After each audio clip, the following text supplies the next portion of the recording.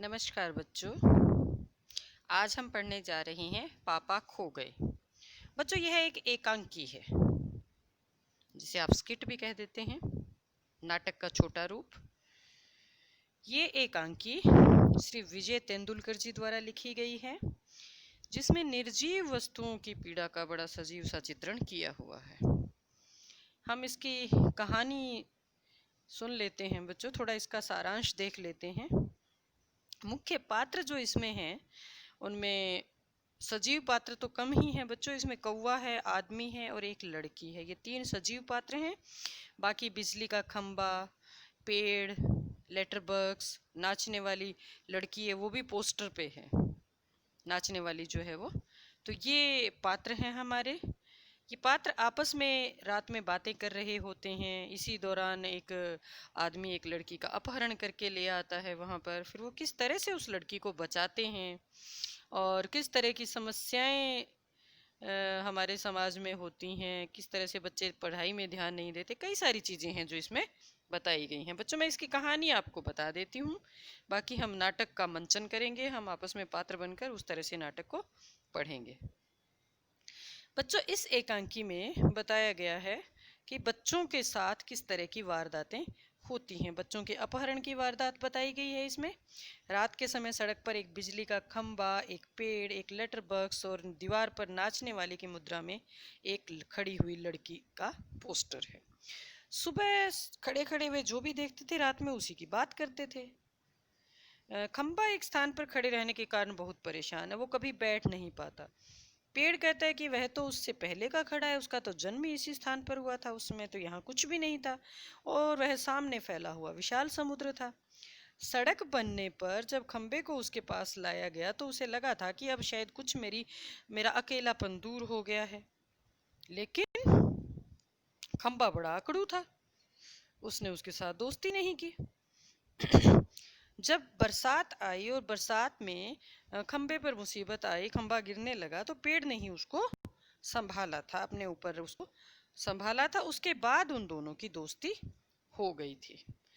दीवार पर लगे हुए जो पोस्टर है वो कभी टेढ़ा होता है, तो उस पर बनी हुई जो नाचने वाली लड़की है उसके अक्सर घुंघरू बज उठते हैं। उसी समय लेटर बॉक्स आता है, एक भजन गुनगुनाता हुआ। कौवा भी भजन सुनकर पेड़ के पीछे से बाहर आ जाता है। लेटर बॉक्स जो अपने डिब्बे के अंदर से हाथ डाल के चिट्ठियां निकालता है और पढ़ने लगता है। पेड़ और खंबा उसे मना करते हैं कि देखो, दूसरे की चिट्ठी नहीं पढ़ते। उसी समय किसी के आने की आहट होती है, सब चुप हो जाते हैं। देखा, एक आदमी एक लड़की को उठाए हुए चला आ रहा था। उस आदमी ने उस लड़की को बेहोश कर दिया, इसलिए वह गहरी नींद में थी। वो उसे उसके घर से ही उठाकर लाया था। आदमी लड़की को वहां छोड़ के अपने खाने के लिए कुछ लाने जाता है, उसे बहुत तेज भूख लगी हुई है। आदमी के जाने के बाद खंबा, पेड़, लेटर बॉक्स ये सारे आपस में बातें करने लगते हैं। लड़की के बारे में बात करते हुए सोचते हैं कि ये जो लड़की है, ये बेचारी, इसको कोई उठा लाया, इसको कैसे बचाएं। अभी वो बात कर ही रहे थे कि लड़की भी जाग जाती है। लड़की जब जाग जाती है तो उसे बड़ी हैरानी होती है कि ऐसे कैसे कोई बोल सकता है। लड़की को देखकर सारे चुप हो जाते हैं। अब लड़की अपने माँ बाप को याद करके रोने लगती है कि वो कहाँ आ गई, कैसे आ गई। तो ऐसे में फिर लेटर बॉक्स और वो उससे बात करने लगते हैं। लेटर बॉक्स चुप नहीं रह पाता, वो लड़की से बात करता है, उसके मन में जो डर है उसको दूर करने की कोशिश करते हैं और उस दुष्ट आदमी से बचाने की वो कोशिश करते हैं। लड़की उनसे घुल मिल जाती है, वो उनके साथ बात करती है, खूब हंसती बोलती है। अब वो सोचते हैं कि कैसे इस लड़की को बचाया जाए। अब वो ले जाकर लड़की को छिपा देते हैं, पेड़ के पीछे छिप जाती है लड़की।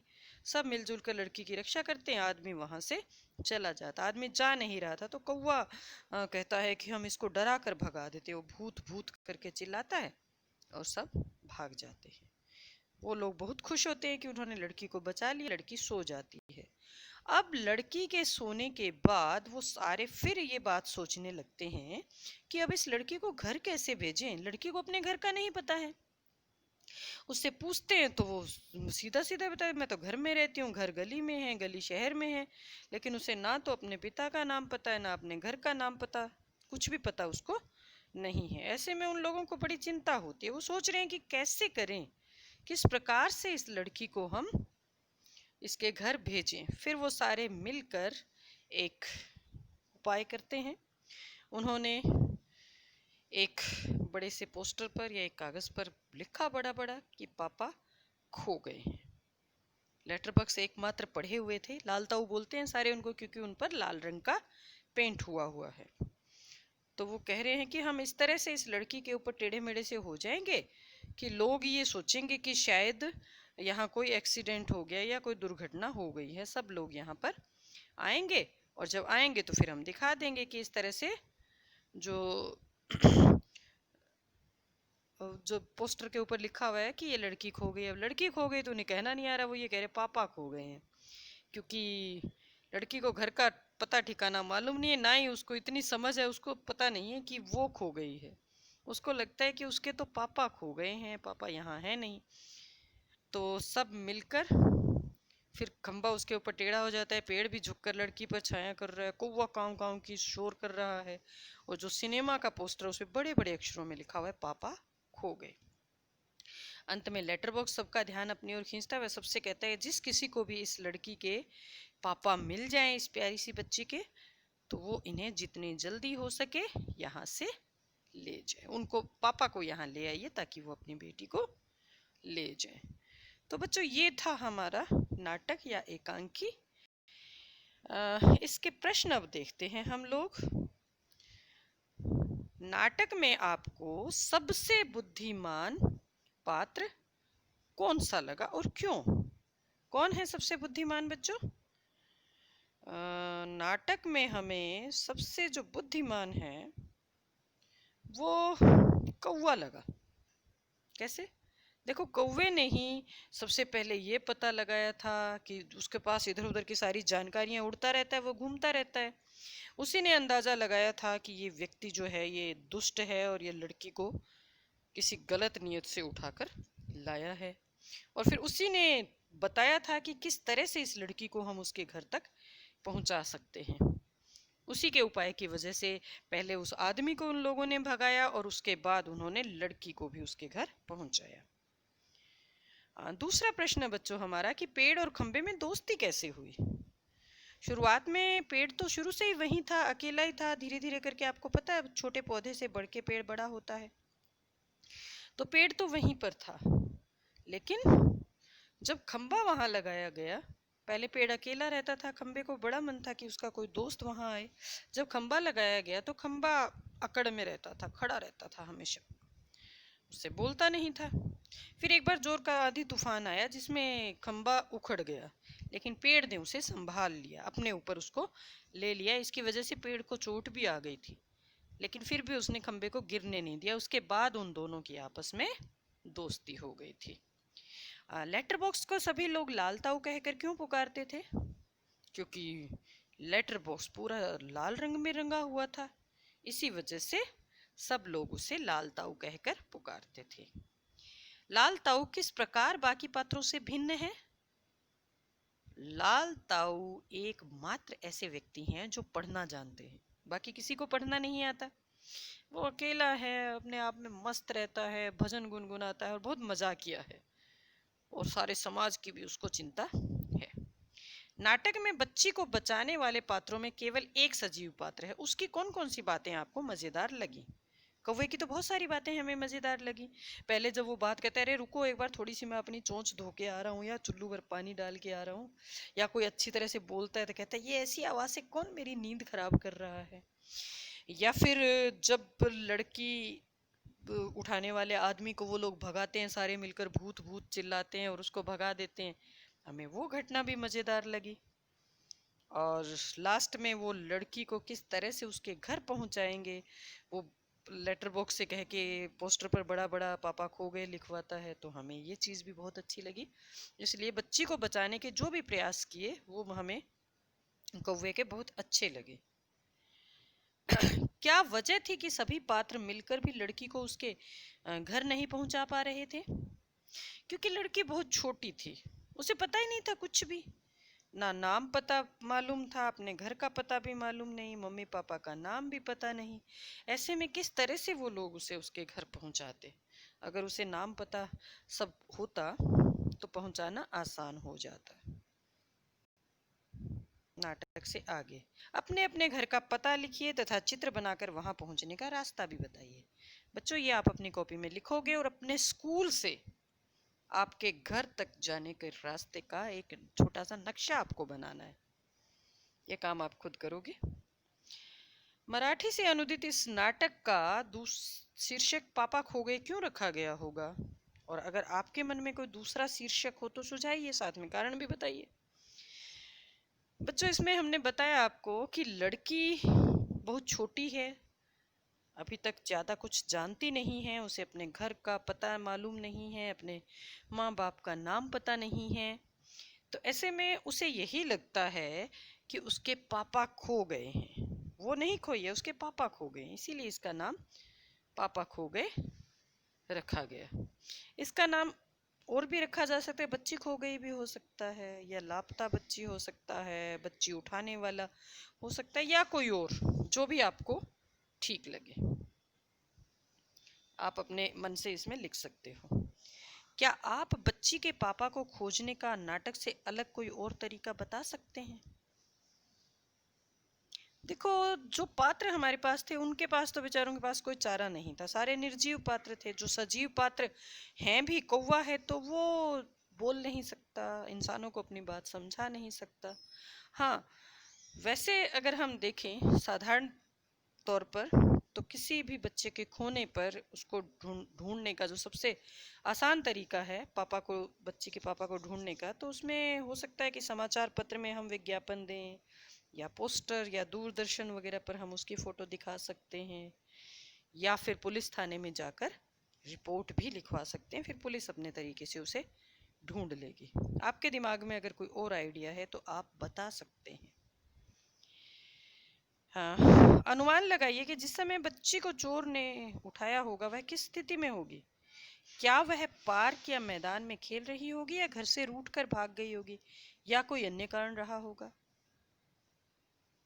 बच्चों इस एकांकी में तो यही लिखा गया है कि बच्ची को, सोई हुई को चोर ने उसके घर से उठाया है, लेकिन इसके अलावा और क्या संभावना हो सकती है ये आप अपने कल्पना के अनुसार और भी लिख सकते हैं।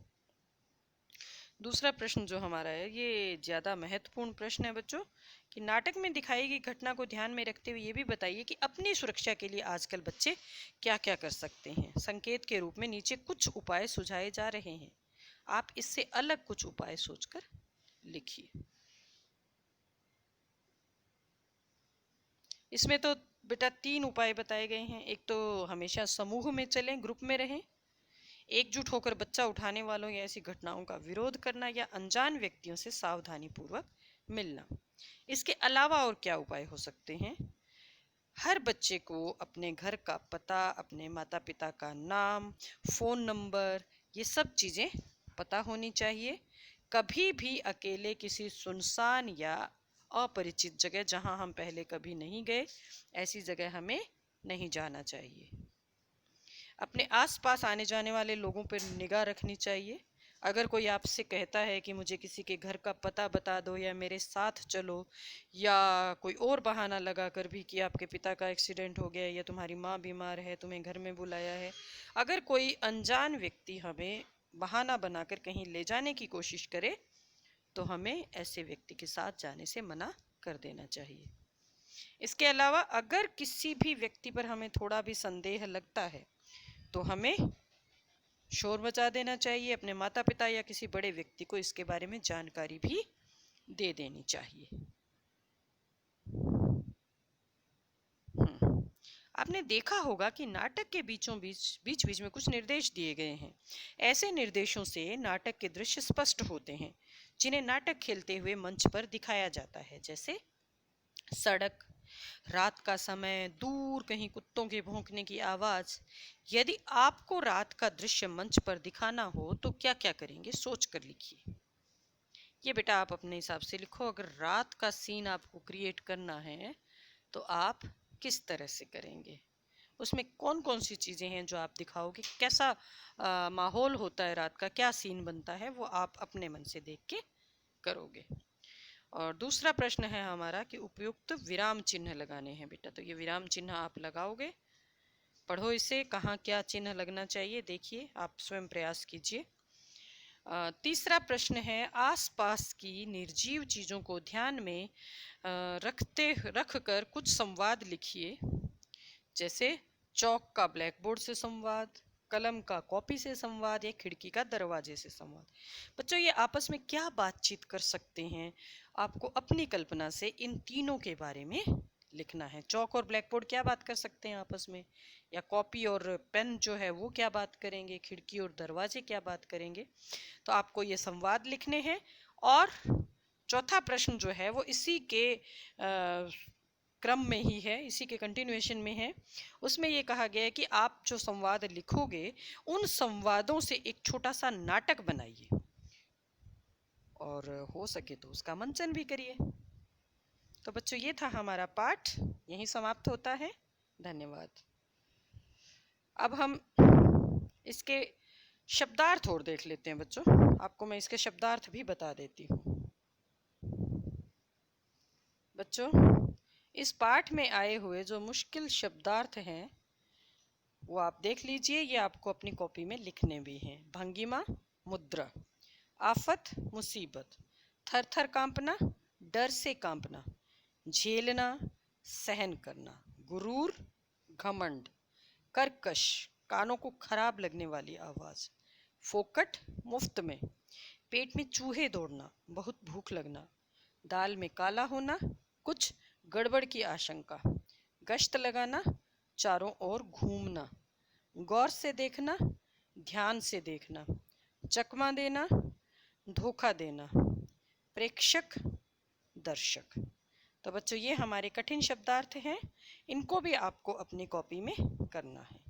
आप इसी क्रम में करिएगा।